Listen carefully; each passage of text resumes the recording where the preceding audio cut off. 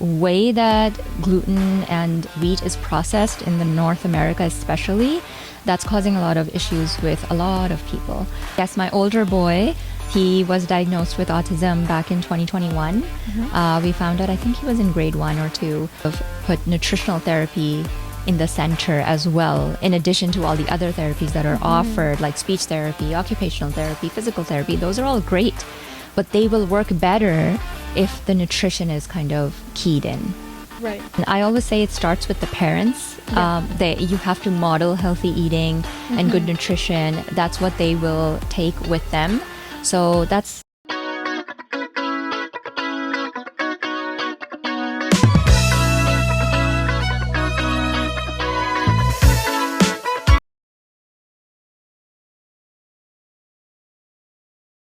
Hello. okay. Hi. Well, welcome to the podcast. Thank you so much. How's your day been? Pretty hectic. Yeah. Okay. You've had clients back to back? Or? I've had clients. The bus got canceled, so I had to pick and drop my son. Then my second son goes to daycare, so pick and drop for him. It's a lot of time spent on the road. Yeah, I bet. So I wanted to start off with, so you're a holistic nutritionist. Yeah. What is the difference? What is holistic? Yeah, that's a good question. I feel like it's kind of sprung up in the last 10, 15 years. So it's a little different in the sense that it's a whole body approach rather than just, giving a pill for every symptom that you're experiencing. Right. So it's a little bit more like we look at the body as a whole and we look at the body systems rather than just symptoms. And I'll give you an example of what that means in the real world. So if somebody comes to me with an iron deficiency, per se, instead of just, yes, sure, I'll educate them on iron-rich foods and maybe give them an iron supplement. But in the background, what I'm thinking is, why is this person iron deficient in the first place? Why aren't they able to extract the iron from their food? What's going on in their gut? We keep asking why until we can't ask why anymore, basically. Okay. So, and then we're also looking at your stress levels, how you're sleeping, how you're pooping, because we understand that everything is connected. Things don't happen in isolation. Right. Everything, the human body is connected to everything. So if there's something going on in your gut, that can have an impact on your hormones, and vice versa as well. So we understand that and we look at the body as a whole. I think that would be the biggest difference between a functional nutritionist like myself versus the more conventional dietitians or the conventional model, basically. Okay, so in terms of the education aspect of it, what was the major difference? Have you experienced, like probably from your network or something, have you experienced more of a focus on environmental factors and just the way that things work as compared to things how they've worked in the past? Or has it just regular, basically, science and how the body works? So it is different. The education is really different. And one of the reasons when I was thinking about what I want to do and why holistic nutrition or functional nutrition kind of resonated with me was, when you're studying, sure, the dietitian route is more in-depth, like you have a 4-year process that you go through, but the first 2 years when I looked at the syllabus, it was very basic. And my background, I studied in business first, and then I kind of pivoted after I had my son that this is not something that I align with.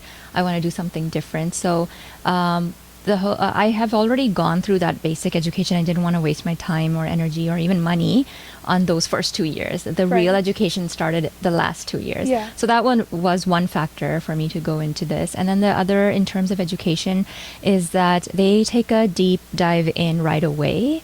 And we focus, and for myself, I've studied holistic nutrition for a whole year. And then I started that enabled me to work with people's diets and different lifestyle and factors and supplements, basic supplements. But what really took it beyond was when I started getting extra training. It kind of gives you the avenue to train more. So when you go into functional testing, for instance, so I started getting interested in the gut microbiome and I wanted to test and not just guess. So that kind of expanded my horizon a little bit. So now I do stool testing in my practice, hormone testing, and it's very different than what conventional medicine offers. Obviously, conventional medicine is looking more for diagnosing disease, whereas we are just trying to improve the normal function of the body. Right. Yeah, so that's basically what the difference is in terms of education. And then it's open-ended in the sense that you can go down whichever path resonates with you. So if, like, for me, the gut microbiome really strikes a chord. My own kiddos were dealing with digestive issues, so that has really kind of been my passion since the beginning. So I kind of went down that pathway. And then you can go into hormones, you can become a cancer specialist. So there's a lot of different avenues open for you, and basically you continue your education throughout, on your own terms, kind of. So I know that one of your sons has a gluten allergy. Mm-hmm. So is that something that, first of all, is avoidable? Mm-hmm. Second of all, if you do have a gluten allergy, is that something that can be reversed? Interesting question. So a gluten, there's two different ways of looking at a gluten allergy. There's one that is called celiac disease, which is an autoimmune condition. So that's something where your immune system is attacking your own gut lining whenever you eat gluten. So that's an autoimmune response. That's an immune imbalance. It's a trigger. You can't really reverse that per se, but you will have to remove gluten for life. When it comes to gluten sensitivity, what my son has, I've tested him for celiac. He came out clear, but what it's like a step below the celiac testing. So what can look like for people is they get an eczema rash every time they eat gluten, or they start having like more heightened anxiety, or the symptoms can range from constipation to mental to skin issues to digestive issues. It really depends on the person, and the gold standard to rule a gluten sensitivity is an elimination diet. So you eliminate gluten for 3 weeks, I would say, at the very minimum, and you keep a food journal and you see if some of your symptoms have improved. So a lot of times joint pain goes away, migraines, chronic migraines that people get, they go away if gluten is a problem for you. It's not a problem for everybody. So when it comes to gluten sensitivity, there is an amount of gut work that you can do to mitigate the response. Maybe you can later on, when you have worked on your gut enough, improving the normal function of the gut, then maybe you can bring back things like sourdough bread, more like traditionally prepared breads, like sprouted breads or sourdough breads. White flour is very refined to begin with, so it doesn't really bring any nutritional benefit to anybody. So I'm always like, you want to keep it as a fun food, when you're having a birthday party or you're having a cake. Or you're out with your friends, it goes into the category of occasional foods.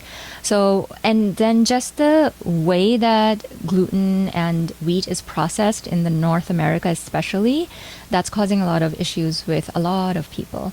And I don't know if I answered your question, Yeah, so you said the way that gluten is processed in North America. What is different here than it is, like, possibly, because we're both from Asia, so what is the difference? Yeah, so as far as my understanding is, it's been a while since I looked into it, but my understanding is that they've hybridized wheat in a way that it produces more gluten, which yields a little bit more like pliability and softness to the dough. That's one thing. The other aspect is when they're about to harvest the wheat, they spray something called glyphosate, which is a herbicide. And so another theory is that a lot of people it affects the gut microbiome in a way that it makes people intolerable to the gluten. The third theory is just the way we prepare our breads and our doughs. It used to be a full 3-day process where it would be a fermented food, basically, right? We would leave it out, let it ferment, let the good bacteria, the fermentation process, eat away at the gluten, reduce the gluten content, reduce the blood sugar impact. That was more traditionally made. And then we would sprout the wheat, and when we would consume the wheat, we would consume the whole thing, including the germ and everything. Right now, we remove the germ and we are consuming more of the white flour because it's cheaper. Right. And we understand that that becomes devoid of nutrients. So then what we started doing is the food industry, they started adding those nutrients back because they know how devoid the flour is. So if you turn a package around of any processed foods, any cookies, for instance, you would see the first ingredient is enriched wheat flour. Right. So what that means is they have put in the B vitamins back because they know that while during the refining process, they were kind of taken out. Yeah. Okay.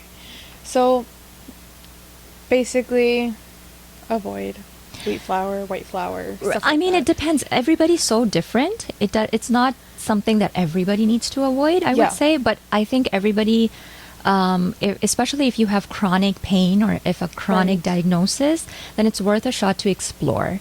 Okay. Remove it from your diet for 3 to 4 weeks. Keep a food journal. See what improves, what doesn't improve, and then bring it back. That's where the magic happens. That's where your questions are answered, basically. So you bring it back in, and you see, hey, okay, I'm feeling a little swollen joints. Yeah. And that's very typical of what I hear in my practice.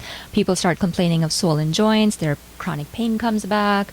They look puffy again. So a lot of eczema flares back up again. Eczema is a big one. So if that's the case, then you know that gluten is not for you. If you have any kind of autoimmune disease, it could be any autoimmune disease. It could be psoriasis, could be Hashimoto's, thyroid issues, celiac disease. Of course, you need to remove gluten. But even if you have any autoimmune disease, my number one recommendation is to go off on an elimination diet off of gluten for a while to see if any of the symptoms improve. And if it does, then that's your answer. And if it doesn't, then you can stick to the more traditional doughs and flours and breads. Okay. So since we're already on the topic of your sons, I do know also from your social media, your sons, one of them or both of them, I'm not sure, is also on the autism spectrum. Right. So there are some research papers out there that say that it is connected to your gut and your diet. So what does that mean? How is that connected to your diet? Right. So yes, my older boy, he was diagnosed with autism back in 2021. We found out, I think he was in grade 1 or 2. So that's when we found out that he is on the higher functioning side. At the time, he was eating a normal, typical diet. But as soon as I found out, I did remove gluten because you're right, there are research. There is there's one that came out recently done by Julie Matthews. She did a lot of work with different types of diets and seeing how much the symptoms improve, and not just ASD or autism symptoms, but also ADHD symptoms and other neurological disorders. So she saw like the most effective diet was a casein and a gluten-free diet, so a dairy-free and gluten-free diet. So that's what I did. I pulled out both gluten and dairy from his diet, kept it very low sugar, and then I worked on his gut. And then I was able to bring back some dairy back into his diet. Gluten is still something that I avoid. And how diet and environment is connected with autism, I'm so happy that more and more people are talking about that, because there is definitely a connection. There is a genetic component as well, definitely, but there's also a very big environmental component. So the air that we're breathing, the products that we are using, the overconsumption of plastic and pesticides and all of these things, more pollution, more air pollution, all of these things is definitely contributing to the trigger of autism. And what I like to say is that autism comes with a lot of comorbidities. What that means is that, yes, there is a neurological condition at play, but then it also comes with a imbalanced gut microbiome. A lot of I've worked with some autistic kids as well, and they have a lot of GI issues. So either they would have chronic diarrhea or chronic constipation. My son, he had chronic constipation. So, and he improved so much after I was able to address his constipation that he was a new child. Otherwise, he was having a lot of anxiety, a lot of behavioral issues and all that. But we saw a lot of that improve once we were able to get him to poop every day. So there is a definite condition, something that I've seen in my own house. And yes, I see it in my practice as well when I work with young kiddos. And so, yes, there are comorbidities, but our goal should be to make our kids the best version of themselves. Yeah. And autism or no autism, neurotypical or not, that should be the goal. And if there is an environmental factor or if there's a dietary factor, we should be having that conversation when it comes to any type of diagnosis, whether that's ADHD or autism. We need to kind of put nutritional therapy in the center as well, in addition to all the other therapies that are offered, like speech therapy, occupational therapy, physical therapy. Those are all great, but they will work better if the nutrition is kind of keyed in. Right. So what is the core thing that you should be focusing on in terms of the nutritional aspect? Kids nowadays are eating a lot of processed foods, a lot of sugars, like you said, like the white flour, the wheat flour, stuff like that. And a lot of parents are also more inclined towards feeding that because it's so available, right? I know a lot of kids, even just in my house, are just chips, cookies, gummies, stuff like that. And there's a lot of sugar in that. Right. So with somebody that is on the neurotypical side, what are some things that are a little bit more focused on in terms of nutrition? Yeah, so I think one of the biggest core things to work on is just, you're right, the processed foods, reducing our reliance on that, and just not bringing them home is the first step. It's the hardest step, but it's the first step. And then learning and educating our kids to read nutritional labels is very important. We have all the information. We just have to flip the box over and try to understand and read them more. And I always say it starts with the parents. You have to model healthy eating and good nutrition. That's what they will take with them. So that's number one. And then second of all, empower them to read the labels, understanding, okay, this is what do carbs do for me? Carbs give us energy, but if I eat too many carbs or sugar, then this is what will happen. I will be more prone to cavities. I may have a tummy ache, or I will feel sluggish, or I'll lash out on people. You know, it impacts so many things and aspects. So number one tip would be not to bring them home. And then there are so many healthier alternatives for these foods. And I'm not saying that those are necessarily very healthy, but they play a role in your diet as well. So what we want to focus on, I like the 80-20 rule. So 20% of the time you can have whatever, you know. Life is also about enjoyment, and you should eat and add foods to your diet that are good for your soul, is what I like to call it. So ice cream, cookies, all of that should go. We do not want to go on the opposite end where we're very restrictive and we're kind of initiating disordered eating patterns. We see that a lot as well. So we don't want to go there. We want to stay somewhere in the middle, and the 80-20 rule is perfect. So, you know, just making sure that they're eating 3 square meals a day, balanced meals, will keep them satiated for longer. They would not feel the need to snack on anything if their plate has all the 3 macronutrients that we need. So what are the 3 macronutrients? Yeah, so it's protein, carbohydrates, and fats. Okay. So these are your 3 big ones. Some people call water as a macronutrient as well, but we'll put that aside. So fat, protein, and carbohydrates. And then the understanding of what each is, because a lot of people don't know, but carbohydrates include all of your fruits, your vegetables. Those are your whole carbs. That is what we need to focus on for the most part. So your whole grains, your lentils, legumes, oats, breads, pastas, cereals, they all fall under the carb category.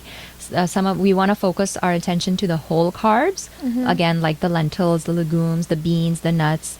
Nuts can also be considered as fats. So you want to focus on those whole carbs, like dates and fruits and vegetables, and then lower your reliance on the processed carbohydrates that are not whole, they're more processed. For example, cookies, chips, ice creams, those type of things. So that's your carbohydrates. When you build your plate, you want to, especially for a growing child, if we talk in terms of kids nutrition, then they need like around 50 to 60% of their carbohydrates on their plate. They need a good 30% of protein, and that could be both animal protein or plant-based protein as well.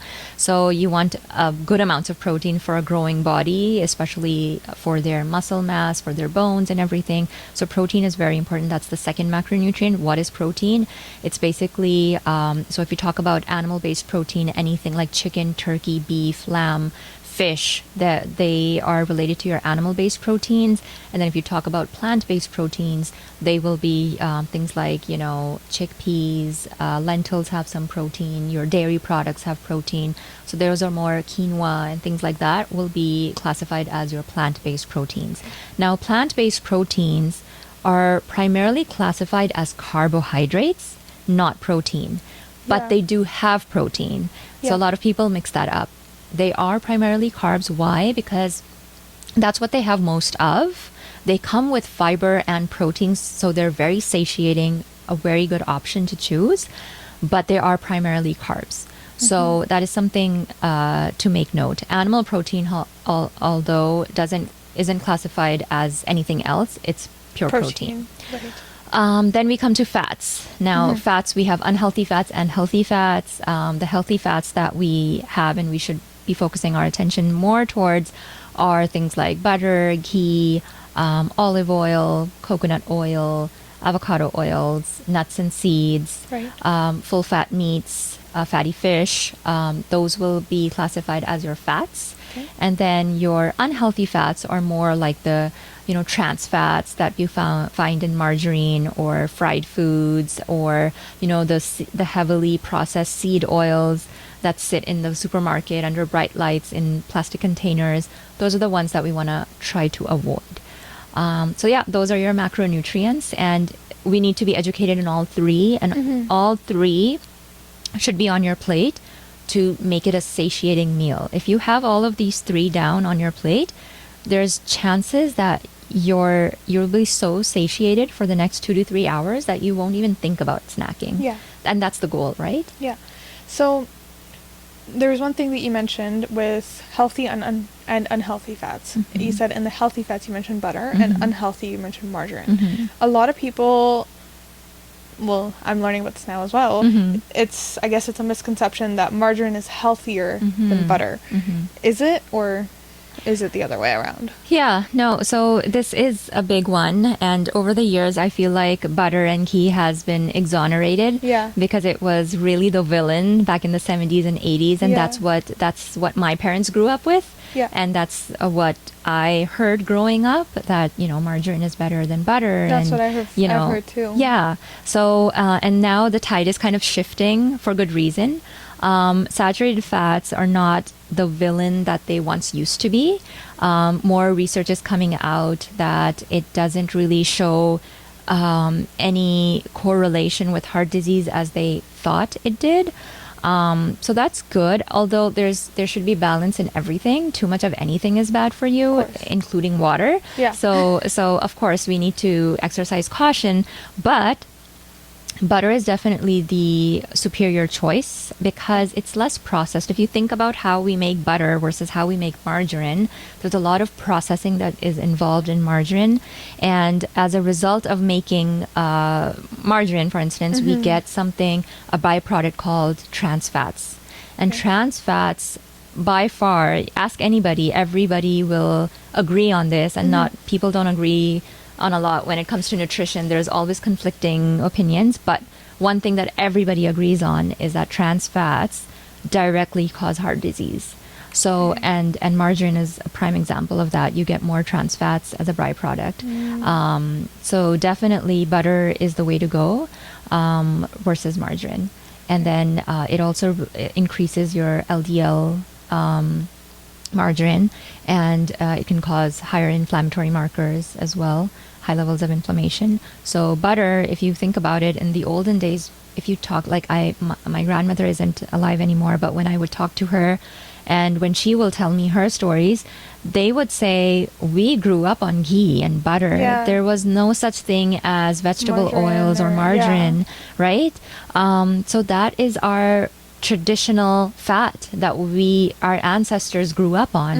And all of a sudden in the past 50, 60, 100 years, we've kind of made that switch. Yeah. And we can see how much chronic disease has increased, right? I'm not saying margarine is to blame completely, that's the villainous food, but I am saying that these changes going away from the ancestral diet has caused an impact and has increased that chronic disease burden that we are seeing. So we'll shift into more adult nutrition. Okay. One of the things I wanted to talk about is PCOS. And I've heard from a lot of people, even a lot of conventional doctors, is making dietary changes can either help or reverse PCOS. So what are these dietary changes? Yes, I see a lot of PCOS in my practice. It's crazy. So over the years, I've been practicing for 7 years now, and I work with somebody with PCOS all the time, either thyroid disease or PCOS. These are the most common things that my women client deal with. And one of the biggest things that I educate my PCOS clients on is we need to understand what the etiology of your PCOS is. So sometimes it can be triggered from inflammation, or it can be a blood sugar imbalance, or a combination of both, really. So, or it can be caused by adrenal insufficiency or stress. So, and most of the time it's all three. So that is the core thing that we work on, and blood sugar dysregulation is huge with PCOS. PCOS women are just more prone to insulin resistance, and so that is what we work on the most, is just balancing and reducing that blood sugar spike is very, very important. And we do that by reducing carbohydrates and educating women on just what the right carbs for their body is, and making sure they become friends with protein and really prioritizing that protein in their diet, and the healthy fats, and fiber is also a very, very important factor here. So we build their meals in a way that it's very satiating. Like 100 grams of protein is my starting point for a lot of PCOS women. A lot of PCOS women are also trying to lose some weight. And that's the thing, it's so hard for them to lose the weight because of that insulin resistance that's happening. And no amount of willpower helps them. So I have a lot of sympathy with my PCOS clients, because it is an uphill battle, and the sugar cravings are so real that it is very hard. And so the first thing I do is, if people are focused on getting protein in their diet, because protein is a macronutrient that is so incredibly satiating, that if you make it to 100 grams, the first symptom that goes away is their sugar cravings improve. When their sugar cravings improve, they eat less, rely less on sugar and carbohydrates, and that's when they start losing some weight. When they start losing weight and start building muscle, and so first step is 100 grams of protein. Second step is exercising, which becomes a non-negotiable to reverse that insulin resistance. So it can look like 10-15 minutes of walking after every meal. If you are up for it, after an hour or so, once the food has gone down a little bit, you can do some squats. That will help with that blood sugar spike that you get after a meal, and help reverse the insulin resistance. And once you have dialed that blood sugar back to normal levels, that's when you start seeing improvement in all of the other PCOS related symptoms, like hirsutism is a big one, which is hair growth on the chin, on the chest, on places where women typically don't have hair, right? So that starts improving, hair fall starts improving as well. So that is the biggest missing piece. Resistance training, especially strength training. Not doing intense cardio, believe it or not. A lot of my PCOS women, because they've always struggled to lose weight, they're running, they're getting up at 5 a.m. in the morning to go for their runs. They're eating like a bird because they think that the calories in, calories out model is going to work for them. It doesn't. What they need to be learning is that they need to keep the calories in, because if you go too low calorie, then your thyroid starts getting impacted, your stress levels start increasing, because then your body thinks that we are in survival mode. You know, we're running at 5. Your body doesn't know the difference between running away from a tiger versus running for pleasure, you know? And that too with less food. So your body thinks, okay, this is a stress response. We're in a famine situation. We're being chased down by a lion. So that's when the stress cortisol levels start going up, the stress hormone. And that's when we start seeing other hormonal issues as well, because cortisol is also a hormone. Insulin is also a hormone. And what we see with PCOS is hormonal dysregulation overall, right? So everything is connected. So then that's the conversation we have. Okay, hold back on the cardio a little bit.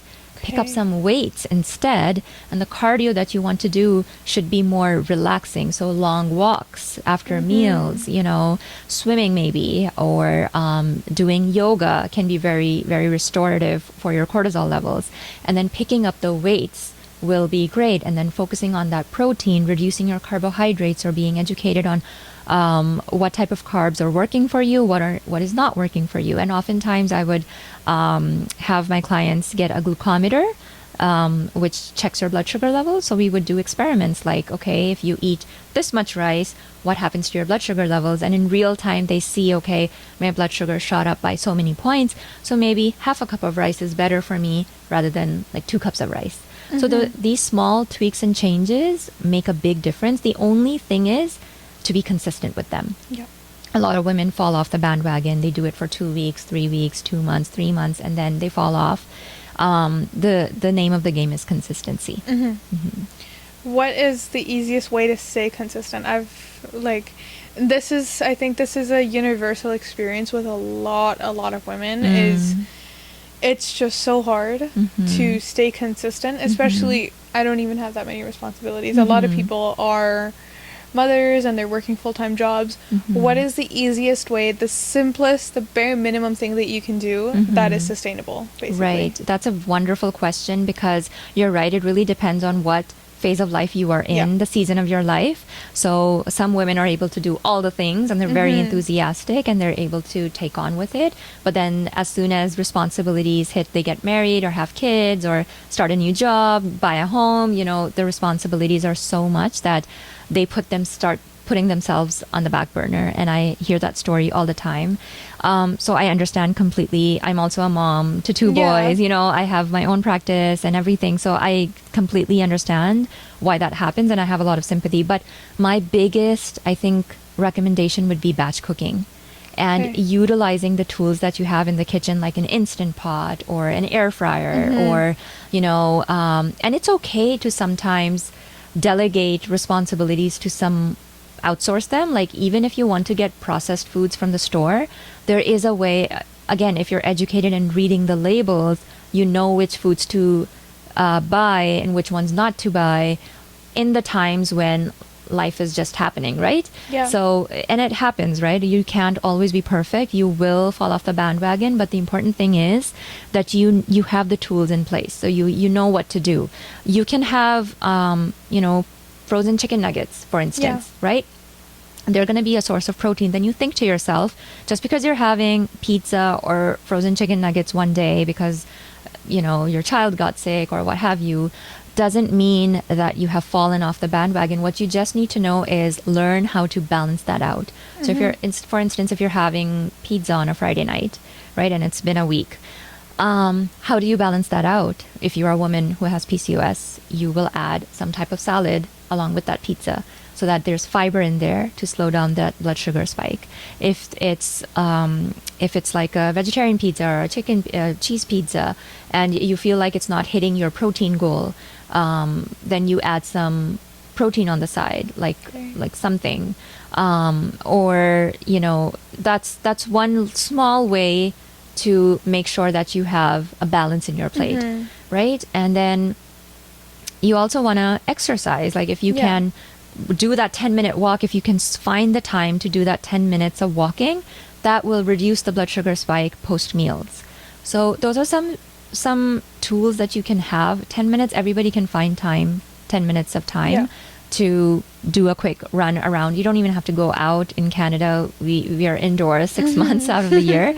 So you can just do it in your house, like pace back and forth, put an alarm on your phone, and you'll be surprised how you can make that time. The willingness needs to be there. And I promise, like with these tools in place, like I love my Instant Pot because I can just throw whatever in there and I just don't have to think about it. Yeah. So batch cooking your protein, I think that would be my biggest tip for PCOS women, is just find time any day of the week, whether that's Sunday, Saturday mornings, Sunday mornings, and just batch cook. Okay. Yeah. So like you mentioned, a big concern for women with PCOS is the weight gain and losing that, and obviously protein and exercise helps, but there's a lot of advertisements for Ozempic, semaglutide basically. Is that something that would help?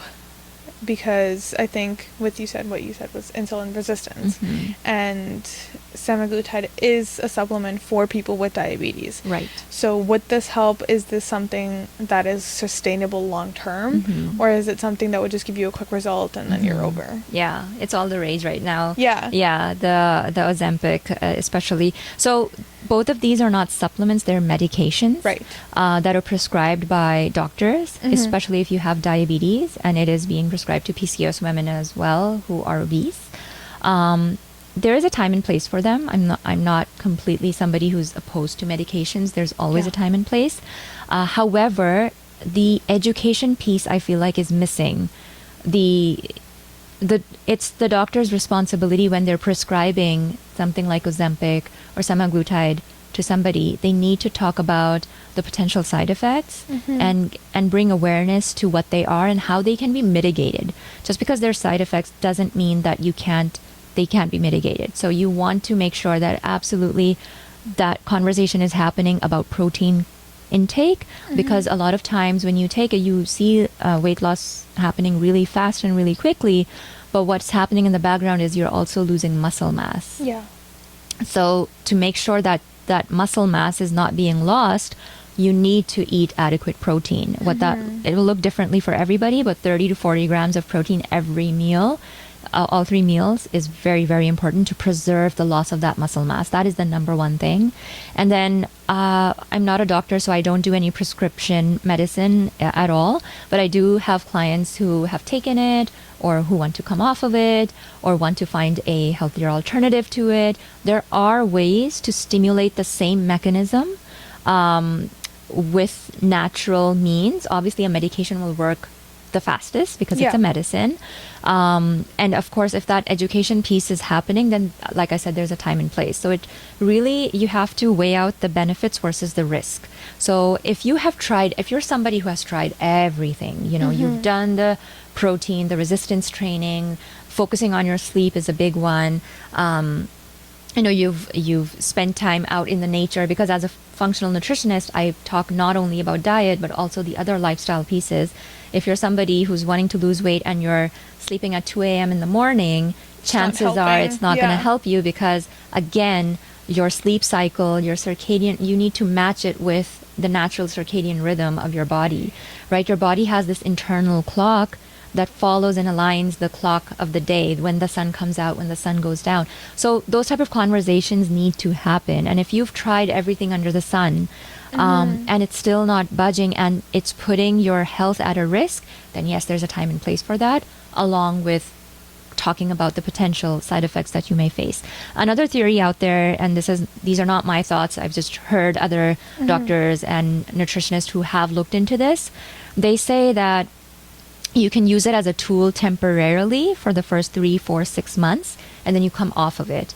And it's also the dose. You don't have to go on this full dose. You can microdose Ozempic or semaglutide and do all of the other lifestyle things alongside with it, and then you can see the most benefit. So yes, there is a time and place for it, but in my practice, obviously, people are more inclined, people who come to see me, they don't want the medicine, they want to do it naturally. Yeah. So some things that you can do naturally to promote that production is, again, making sure that you're sleeping well.